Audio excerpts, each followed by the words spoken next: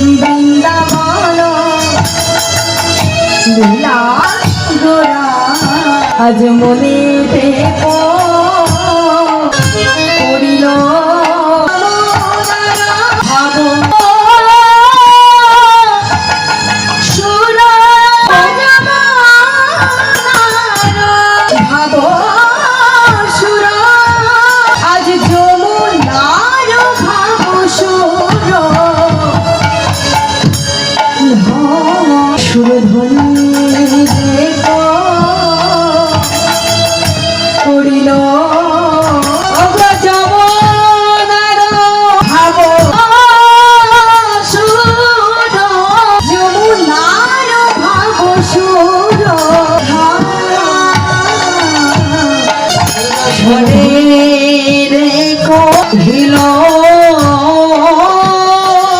বলে এই কি সেই যমুনা, এই কি সেই যমুনা, তার তীরে লীলা রচনা, এই কি সেই যমুনা, তার তীরে লীলা রচনা, এই কি সেই যমুনা, যার তীরে লীলা রচনা, এই কি সেই যমুনা, তার তীরে লীলা রচনা, এই কি সেই যমুনা।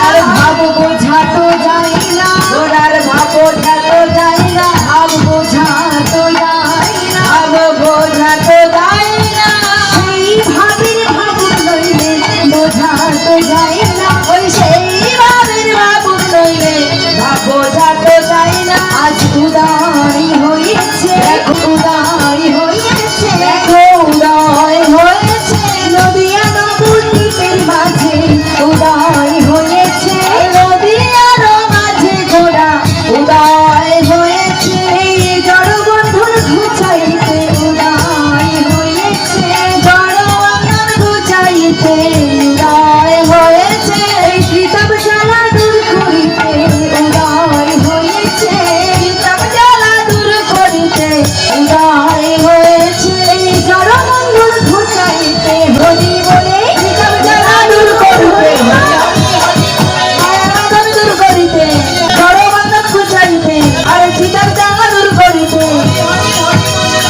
দেখো উদয় হয়েছে যমুনার ভাবসুর, যমুনার ভাবসুর ধ্বনি, সুরধ্বনি রেখো হিল জয়নিতাই জরাধুষ্যম জয় গৌর হরি। ওমা খুব কি ঘুম পেয়ে গেছে? আহা গো, মায়েদের কষ্ট যে মেয়ে কখনো সহ্য করতে পারে না। আসলে রাতও তো অনেক হয়ে গেছে, তাই না? আমাদের এই এক মাসের পরিশ্রম, তাই তো? আমি কি ভুল বললাম কিছু? আমি আবার শুনেছি যে এখানে নাকি আমার ছোট ভাই বোনেরা অনেক কষ্ট করে পরিশ্রম করে কালেকশন করে এমন সুন্দর একটা গরিব আসন তৈরি করেছে। তা বেশ শুনে খুবই ভালো লাগলো এবং ভগবানের কাছে আমি এটাই কামনা করি ওদের মধ্যে যেই ছোট বয়সের এমন সুন্দর চেতনা, যা পরবর্তী বছরে আরো বড় অনেক বড় করে অনুষ্ঠানরা করতে পারে জাঁকজমক করে। তা এই যে এত সুন্দর করে হরিবাসনের তৈরি হয়েছে, কিন্তু আমার ভক্তমণ্ডলী কোথায়, ভক্তিমতী মা কোথায়? হ্যাঁ, কেন এই এতদিন যে তোমরা পরিশ্রম করলে, আর একটা দিন কি থাকা যেত না? এখনো দেখবে কত মা বাড়ি চলে যাবে, বলবে ঘুম পাচ্ছে যে কি করবো, বসে থাকতে পারছি। বলছি মা, আমাদের ঘুম পায় না? আমি তো আপনাদের ঘরের মেয়ের মতো, আমার তো বয়স বেশি না, আমাদেরও ঘুম পায়, কিন্তু কি করব, দায়িত্ব নিয়েছি যে এই এত সুন্দর অনুষ্ঠান যেমন আপনারা আমাদেরকে আমন্ত্রণ করেন, ভালো করে মন দিয়ে শুনবেন। এই অনুষ্ঠানের দায়িত্ব কর্তব্য যতটা আপনাদের, ঠিক এই অনুষ্ঠানটা সুন্দরভাবে সুসম্পন্ন করার দায়িত্ব কর্তব্য কিন্তু আমাদের গায়ে এসে পড়ে। সেই জন্য আমাদের ভক্ত থাকুক বা না থাকুক, আমাদের কিন্তু এই হরিনাম সংকীর্তন চালিয়ে যেতে হয়। তবে এখানে যদি একটু ভক্তমণ্ডলী ভক্তিমতী মায়েদের আগমন বেশি থাকে, তাহলে কি হয় না, পরিবেশটা আরো সুন্দর থাকে। কষ্ট তো সবার হয়, আরে বাবা রক্ত মাংস মানুষের শরীর, আমাদের কষ্ট কি হবে না? অবশ্যই কষ্ট হবে, কিন্তু সেই কষ্ট যখন সবাই মিলে ভাগ করে নেওয়া হয়, কষ্টের ভাগটা একটু কমে যায়।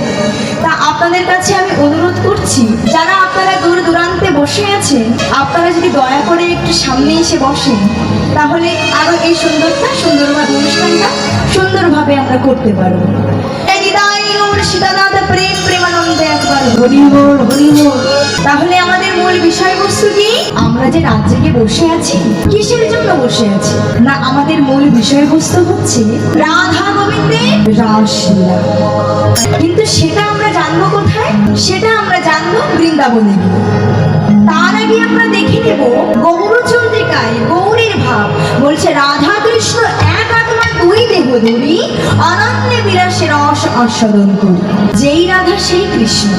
আমার গৌরের হৃদয়ে রয়েছে রাধা ভাবকান্তি, আর বাহিরে হলো কৃষ্ণ মূরতি। নিজেকে আজকে ভাবছি যেন আমি রাধা রানী। আর যখনই আমার গোরাচাঁদ রাধা ভাবে বিভোর হয়, তখনই অলৌকিক লীলা তিনি সৃষ্টি করে। যেমন সূর্য পূজা হয়েছিল তো আজকে, গৌরের কিন্তু রাধা ভাবে হৃদয় হয়েছিল। আবার এই রাসলীলা, তিনি নিজে গৌর, কিন্তু তার হৃদয়ের মাঝে আছে রাধা ভাব। ভিতরে রয়েছে রাধা ভাব, আর বাইরে হলো কৃষ্ণ মূর্তি। তার অন্তরে রাধা ভাব নিয়ে আজকে নদিয়া নবদ্বীপের মাঝে তিনি কি করছেন? রাসলীলা করবার জন্য প্রস্তুত হচ্ছেন। তাই কি বলছেন? বৃন্দাবন লীলা গোরের মনেতে পড়ি ভাব সুর ধনি রে কহিল। বৃন্দাবন লীলা গোরার মনেতে পড়িল। বৃন্দাবন লীলা গোরার, বৃন্দাবনের গোরাকে আমাদের ভগবান শ্রীকৃষ্ণচন্দ্র লীলার মনেতে পড়িল, যমুনার ভাবসুর ধ্বনিতে করিল। অর্থাৎ নদিয়া নবদ্বীপের মাঝে গঙ্গা বয়ে যায় গঙ্গার মতো, গঙ্গা বয়ে যাচ্ছে গঙ্গার মতো, কিন্তু গৌর হরি আমার কি করছে দেখুন, গঙ্গা বয়ে যাচ্ছে গঙ্গার মতো, তাকে কিনা যমুনা যমুনা বলে ডাকছে। আচ্ছা বলুন তো, আমার নাম কি? আমার নাম বর্ষা। তাহলে আমাকে যদি আপনারা অন্য নামে ডাকেন, তাহলে আমি কি সাড়া দেব? দেব না তো। আমার নাম যদি আমাকে বলে কেউ না ডাকে, আমি সাড়া দেবো কেমন করে? কিন্তু নদিয়া নবদ্বীপের মাঝে যখন গঙ্গা বয়ে যায় গঙ্গার মতো, তাকে যখন যমুনা যমুনা বলে ডাকছে, নদিয়ার সমস্ত ভক্তগণ, নদিয়ার নাগরিকগণ বলছে, ও প্রভু, হ্যাঁ তুমি কি পাগল হয়ে গেছো নাকি? বলে কেন? আরে বাবা, তুমি যাকে যমুনা যমুনা বলে ডাকছো, যে যমুনা নয়, ও যে গঙ্গা বয়ে যায়। ও প্রভু, বলো না গো, তোমার কি হয়েছে? তুমি এমন পাগলের মতো আচরণ করছো কেন?